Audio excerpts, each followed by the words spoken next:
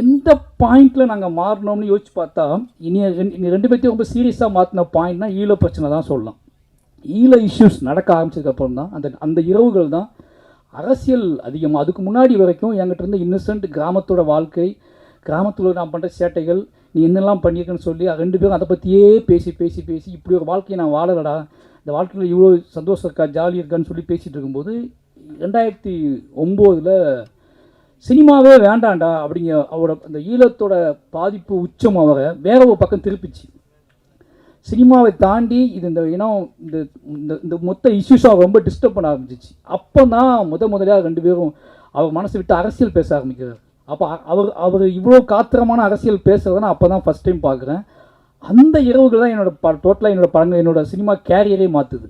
அந்த 2009 அவர் பேசுனதுக்கப்புறம் டோட்டலாகவே ரெண்டு பேரும் பேசி பேசி சந்திக்கிற ஆட்கள், பேசுகிற ஆட்கள், சினிமா கூட வேணாண்டா ஏதாவது பண்ணி ஆகுண்டா அப்படின்னு சொல்லிட்டு விடிய பேசிகிட்டே இருப்போம். அப்படி தான் அரசியல் வந்துச்சு. அந்த அரசியல் பாயிண்ட் ஆஃப் வியூவில் நான் கதைகள் சொல்ல ஆரம்பித்தேன். அந்த கதையில் கேட்டுட்டு அவர் இன்னும் அப்போ இதெல்லாம் பண்ணுமாடா, இதை பண்ணுடான்னு சொல்லி என்னை ட்ராக் மாற்றி விட்டது இந்த விஷயத்தினால தான். இல்லைனா நான் கண்டிப்பாக ஒரு வில்லேஜ் ஹியூமரான களவாணி மாதிரியான வில்லேஜ் ஹியூமரான படங்கள் நிச்சயமாக அவர் விரும்பக்கூடிய ஸ்டைலில், அவரை நம்பக்கூடிய, அவரை சிரிக்க வைக்கக்கூடிய ஸ்டைலில் படங்கள் பண்ணியிருப்பேன்.